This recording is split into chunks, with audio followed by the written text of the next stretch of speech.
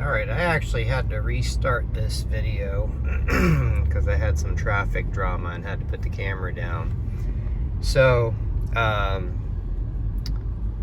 the experiment was, let's see, I'm going to come up here and stop for a sec. The experiment was, our air quality is kind of bad.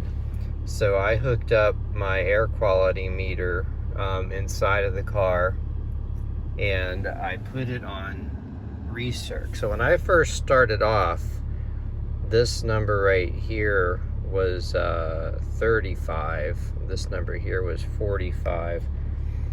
The one that's still kind of bad is the VOC right down there. It was about 2.4. So we've got some interesting readings here. Let me show you on this here what the scale is, so you can pause that. Hopefully you can see that. So what I've noticed is, as I'm driving with the recirc on, it has been filtering the air pretty effectively. So the BMW has, if I recall correctly, two cabin air filters, and they are pretty heavy duty. I may have actually shown one in a previous video, but I never actually took it so far as to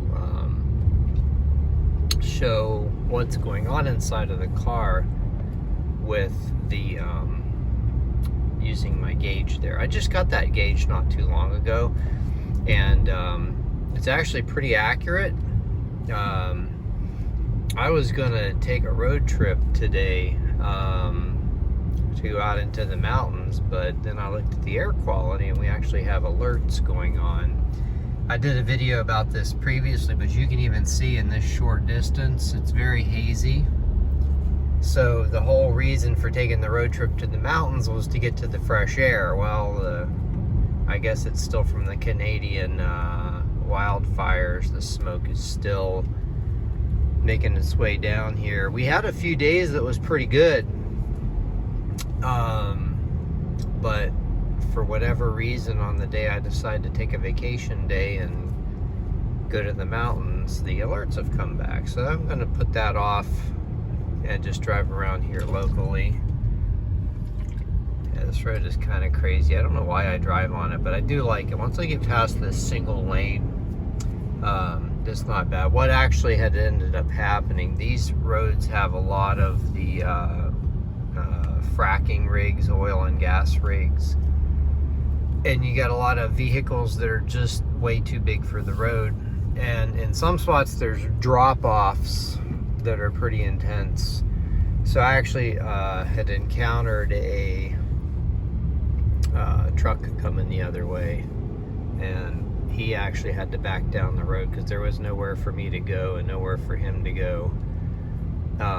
So he was nice enough to back down, and it actually alerted me to the fact that there's a new rig there that I didn't even know was there.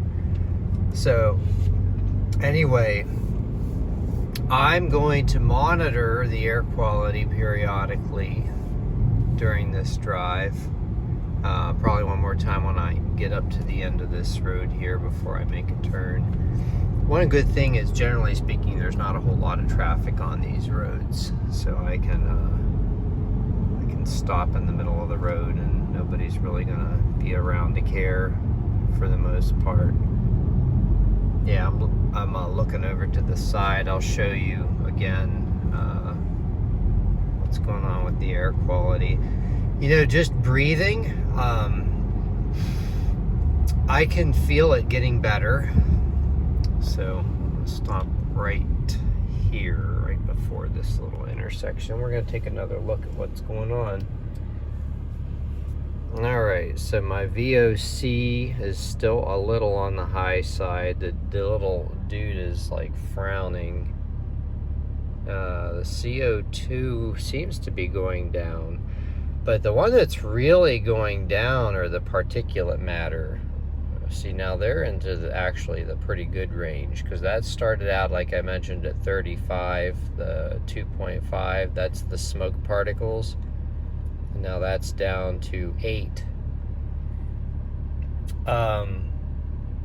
As for the VOC, which I think that's the one that's triggering the frowny face, what I think is going on there is that it's actually completely separate thing. I discovered recently, periodically, I would have a smell of paint thinner in my garage. And for the longest time, I thought it was like, I don't know, I have cans of chemicals that I've used on cars throughout the years. A lot of times they'll just sit there because I always seem to miss the hazardous waste disposal. Let's do a little acceleration. That's quite a bit uphill, but still pretty fast. And yeah, so they just accumulate in my garage, and at first I thought it was something like that was leaking, but I eventually discovered that periodically the drain in my garage lets fumes in. So my theory is that one of my neighbors is dumping chemicals down there, and as a result, the volatile chemicals are making their way into the car. See, now I don't know if like dropping the windows to let some air in would be a good idea, because our air quality out here is pretty bad. But then again, might be another interesting experiment to do that. So I'm going to do that. I'm going to drop the windows, drive a little bit.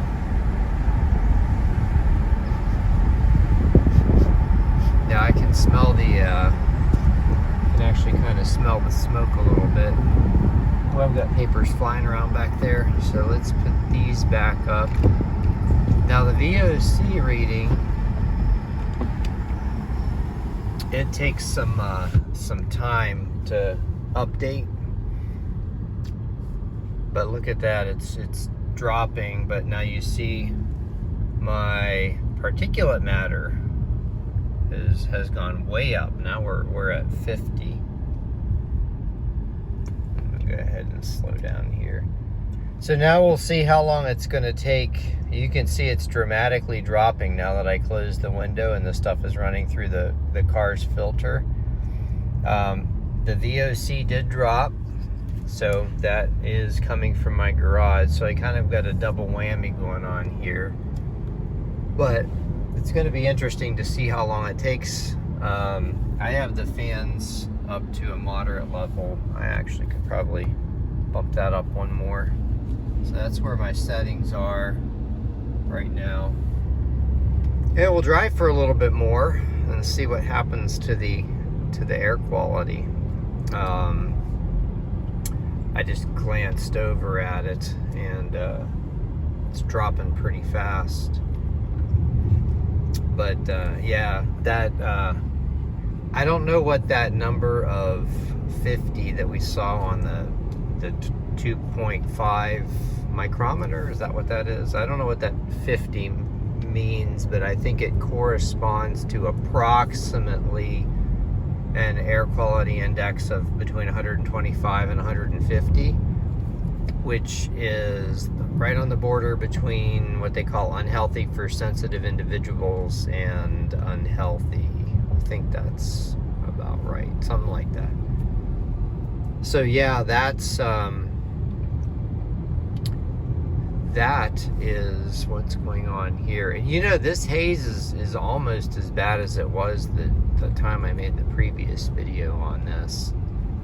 I don't think I had these air quality meters back then. I may have said that already, but this air quality crisis has kind of prompted me to I bought some for different areas of the house, and then as I was reading the instructions on the meters, they say you're really not supposed to leave them on constantly, because I guess fancy sensors like that have a kind of a limited lifespan. So basically I only turn these things on when I really want to monitor something.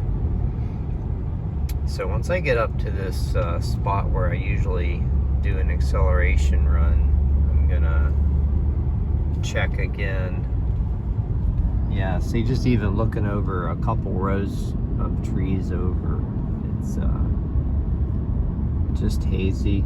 The sun, I'm sure part of that is clouds, but the sun is really kind of not fully coming through. In the meantime, this is where I usually do a brief acceleration run, slightly downhill. Let me just come to a stop here and we'll just punch it and see what we get.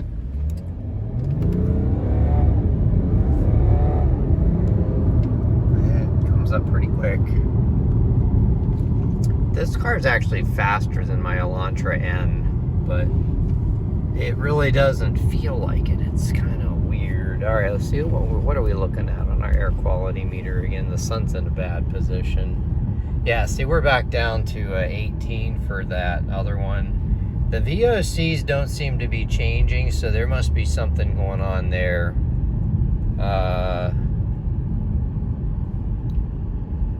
I'm not really looking at that. I'm just kind of moving the phone around.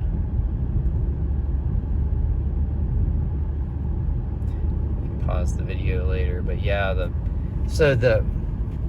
conclusion that I'm drawing here is that the combination of recirc and the high power air filters that this car uses are really work well. Actually, I don't have a stop sign here, but let's see if I have time to kind of quickly show you. The ones in the car are actually a year old now, but this is what they look like. So they're pretty heavy duty filters. This is the one I got, and they're expensive too. They're like I think those two filters were like $65, and they both go in kind of in sequence. So I don't know if one is for one side and one is for the other side, because it does have dual climate control, or if they just go in sequence. I can't remember, because I've replaced them once about a year ago, and then I don't even remember how to do that. I actually looked up a YouTube video about how to do that. After this truck passes, I'll take another scan over the valley. Yeah, you can see there's just an incredible amount of haze. You know, keep in mind, it's particularly unusual here, because even though we do have the oil and gas rigs where they idle the diesel equipment and stuff like that, generally speaking, the air quality here is usually great, because there's not a whole lot of traffic, not a whole lot of other things going on. Yeah, this is as bad as it was that other time that happened. I thought that had all cleared up, but apparently not. So yeah, once I get, there's one more, I've got one more stop sign on this road coming up. I'm gonna go ahead and drive to that. It's like less than a mile, and then I'm gonna check one more time and see what we are looking at on all these different values. Yeah, I expect the particulate matter is gonna be quite good. Well, that was exciting. Even though I'm filming, I'm always constantly on high alert while I'm driving on these roads. So I'm gonna leave that in the video. To those of you who made it this far, you just had an exciting moment. So yeah, if I sound distracted, it's because I'm actually focusing more on the road than I am on what I'm doing with the camera and whatever. And it leads me to get a little distracted and long-winded and whatever. Right here, I'm crossing a state line. So anyway, we're probably less than a half a mile from that stop sign. We're back to a 2-lane road.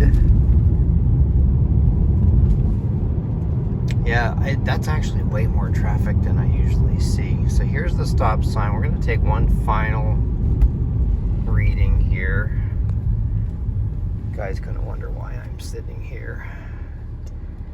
We're going to take one more reading. Yeah, see, our ppms are way down. VOCs are still not great. I am not sure what's going on with that. I think I'm going to do this same experiment in my other car. But anyway, that's my air quality experiment. One more update video. After driving for a while, the VOC cleared up quite nicely. I just wanted to show that. That's probably about after 15-20 minutes of driving on recirc. Everything is in the green range now.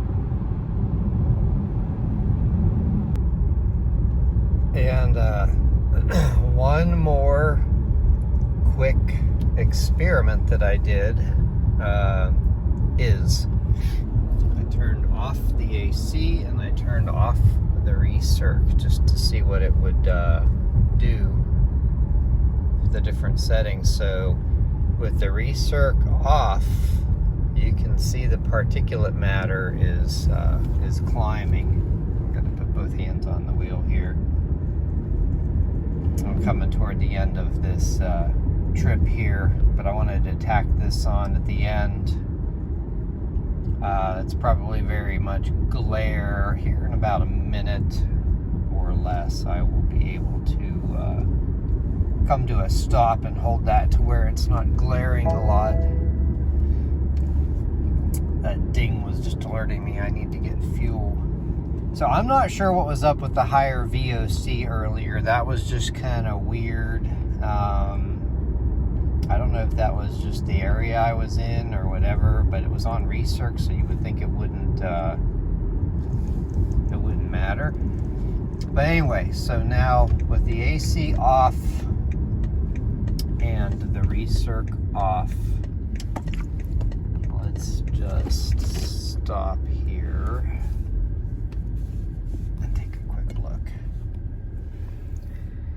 Okay, so our VOCs are still good. So we still have the smiley face dude. It's just the particulate matter has a little more than doubled. It's still in a good range though. Everything is still in a good range. It does seem to be climbing a bit. I think 35 is the cutoff where the smiley face changes. We may actually see that happen. Yep. It went to 35 and then the dude went from smile to straight across face. It seems to have stabilized at about 35-ish. No, it's still going up. So anyway, that's the capping off of this video, just to show the difference between recirc and non. Alright, this is going to be the same experiment that I did with the BMW from inside of my Versa. This is the baseline. I just started the car. Outside, my PM 2.5 is over 55. You can see it's gradually kind of climbing right now because I have that setting going on. Try to wipe this last. I don't know why we got glare. I think it's just the haze in the air or whatever. So this car has just a more standard air filter. I noticed the VOC popped up a little bit. It's actually very low outside. But so far we've got smiley guy.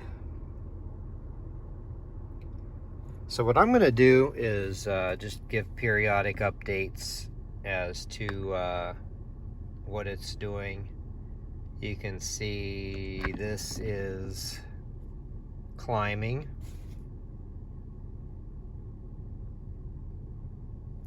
So what I'm going to do is I am going to put the AC on and put it on recirc and drive for a bit and give some periodic updates as to how it's affecting the air quality. I'm not going to give quite as much background in this video since this is a part 2. So for more details about all this stuff, you can watch my my part 1 video, because I talk a lot more about what's going on. Interesting, the VOC dropped to almost 0 as soon as I put that on. And the one comment about the VOC is this is a relatively new car, so it still has all the inside plastics and whatever, and vinyl and stuff. And apparently it doesn't release any VOCs. So I'm going to take the same route, and we're going to see if the VOCs pop up like they did in the other car. So I'm going to set off here, and then I will patch in the later parts of this video.